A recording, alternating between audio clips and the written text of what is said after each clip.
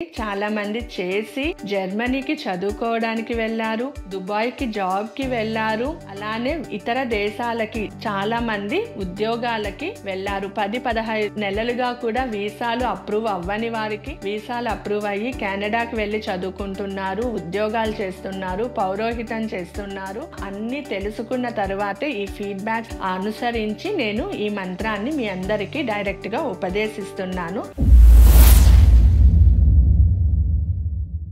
కొత్త పార్టీ వచ్చిన తర్వాత అందరికీ ఉన్న ఒకే ఒక ఇబ్బంది ఏంటి?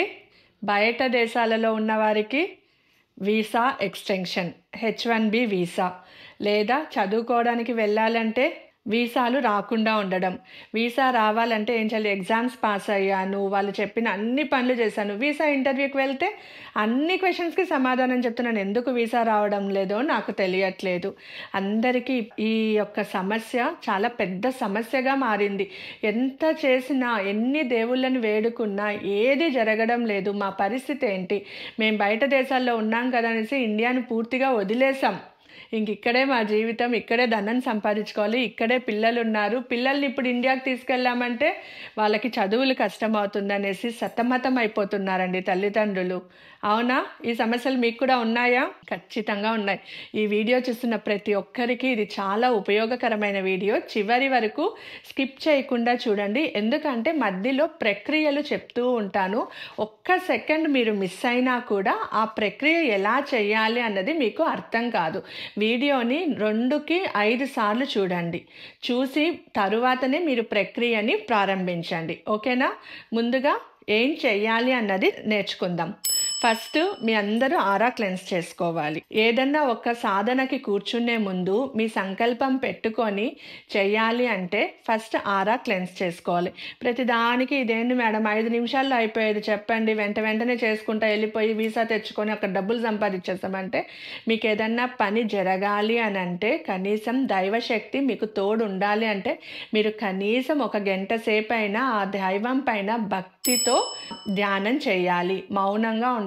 మౌనం అంటే మనసులో ఏ ఆలోచనలు లేకుండా భగవన్ నామస్మరణ మాత్రమే చేస్తూ ఉండాలి. దాన్ని మౌనం అంటారు. ఆ మౌనంతో మీరు ఆ దేవుణ్ణి కానీ ధ్యానం చేశారంటే ఖచ్చితంగా మీ కోరిక నెరవేరుతుంది. మీరు జీవితాంతం సంతోషంగా ఉండాలంటే 1 గంట సేపు భగవంతుని కోసం స్పేర్ చేయలేరు? చేస్తారు. అవునా? ఆ తరువాత ప్రతిరోజు శివపార్వతులకు, లక్ష్మీనారాయణులకు, బ్రహ్మ సరస్వతికి, త్రిమూర్తులు త్రిమాతలకు, మీ ఈ జన్మాంతర తల్లిదండ్రులకు, మీ పూర్వీకులకు ప్రతి ఒక్కరికి సాదర ప్రణామాలు చేసి నమస్కారం చేసి వారి ఆశీర్వాదాలను స్వీకరించండి. ఆ తర్వాత మనకు విఘ్నాలు ఉన్నాయి కాబట్టే కదా మనం ఇవన్నీ చేయలేకపోతున్నాం. మరి విఘ్న వినాశకుడైన వినాయకుణ్ణి నమస్కారం చేసుకోవాలి కదా.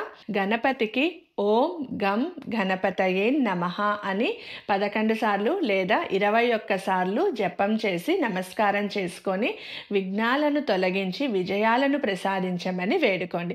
ఇప్పుడు నిజమైన మీ సంకల్పం వస్తుందండి.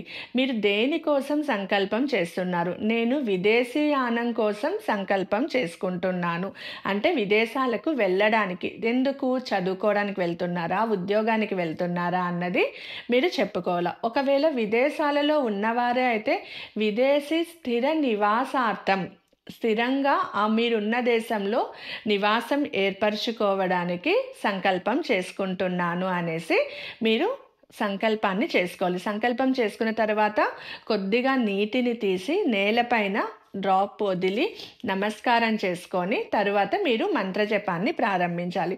ఎన్ని రోజులు, ఎన్నిసార్లు, ఎంత సమయం చేయాలి, ఈ తెల్లవారు చేయాలా, రాత్రి చేయాలా, ఇలాంటి క్వశ్చన్స్ అన్నీ వద్దు.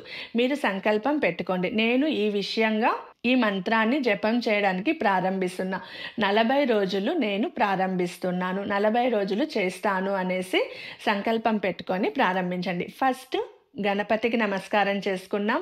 ఆ తరువాత ఏం చేయాలి? గం క్షిప్రప్రసాదాయై నమః, గం క్షిప్రప్రసాదాయై నమః, గం క్షిప్రప్రసాదాయై నమః అని 11 సార్లు జపం చేసుకోవాలి. అంటే నేను అనుకున్న కోరికను నాకు విజయవంతంగా తీర్చు తండ్రి అనేసి నమస్కారం చేసుకోవడానికి గం క్షిప్ర ప్రసాదాయై నమః, నాకు ఆ కోరికని ప్రసాద రూపంలో నాకు ప్రసాదించండి అని నమస్కారం చేసుకుంటున్నాం.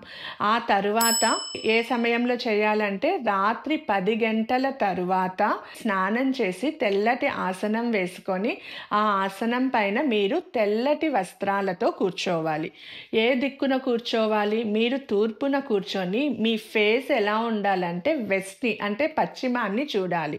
చూసిన తరువాత గం క్షిప్ర ప్రసాదిన్యై నమః అని 11 సార్లు చేయాలి. ఆ తరువాత నేను చెప్తున్న ఈ మంత్రాన్ని 108 సార్లు చేయాలి.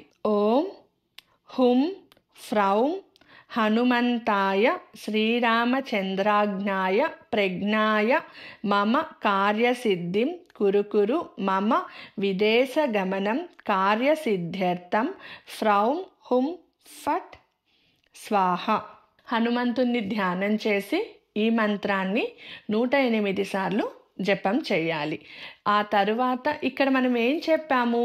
విదేశీయాన అంటే విదేశీయ గమనం, విదేశాలకు వెళ్ళడానికి చేస్తున్నారు. అదే విదేశీ స్థిరత్వాన్ని కోరుకున్న వాళ్ళు, వీసా అప్రూవ్ అవ్వాలనుకున్న వారు విదేశీ స్థిరత్వం అని చెప్పుకొని చెయ్యాలి. దీని తరువాత ఇప్పుడు నిజమైన మంత్రం వస్తుందండి. ఇది 1008 సార్లు లేదా 1016 సార్లు చెప్పుకోవాలి. చాలా చిన్న మంత్రం అండి, ఒకే ఒక లైన్ ఉంటుంది. చిన్న మంత్రం 1016 సార్లు మీరు హనుమంతుల వారిని నమస్కారం చేసుకొని మీ సంకల్పం చెప్పుకొని జాగ్రత్తగా చేయండి. మంత్రం ఏంటి అంటే ఓం అనంగవల్లభాయే విదేశీ గమనాయ కార్యసిద్ధ్యర్థే నమః. ఓం అనంగవల్లభాయే విదేశీ గమనాయ కార్యసిద్ధ్యర్థే నమః.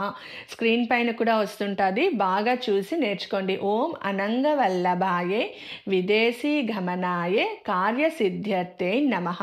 ఈ మంత్రాన్ని 1016 సార్లు చేయాలి. అంటే 10 మాలలు చేస్తున్నారు మీరు. 10 మాలలు చేసి సమర్పణ చేస్తున్నారు. మీ కోరికకు సమర్పణ చేస్తున్నారు. మీ కోరికకు శక్తిని ఇచ్చి అది విజయవంతం అయ్యేలాగా చేస్తున్నారు. ఇది విదేశాలకు వెళ్ళి చదువుకోవాలి, ఉద్యోగం చేయాలి అనుకున్న వారు. మరి విదేశాలలో ఉన్నవారు స్థిరత్వానికి ఏం చేయాలి?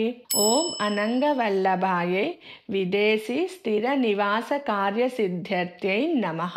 ఇలా విదేశాలలో ఆల్రెడీ ఉన్నవాళ్ళు ఈ చెప్పిన మంత్రాన్ని 1016 సార్లు చేయాలి.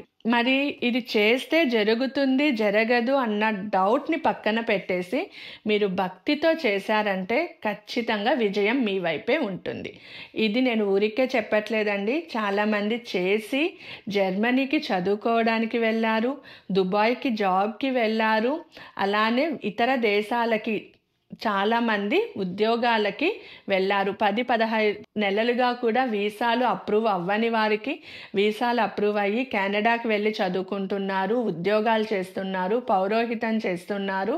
అన్నీ చేసిన తరువాత, అన్నీ తెలుసుకున్న తరువాతే ఈ ఫీడ్బ్యాక్ అనుసరించి నేను ఈ మంత్రాన్ని మీ అందరికీ డైరెక్ట్గా ఉపదేశిస్తున్నాను. దయ ఉంచి అందరూ భక్తితో శ్రద్ధతో చేయండి. సర్వే జన సుఖినో భవంతు. మనోవాంఛా ఫలసిద్ధిరస్తు. ఓం శ్రీ గురుభ్యో నమః. ఓం శ్రీ మాత్రే నమః. స్వస్తి.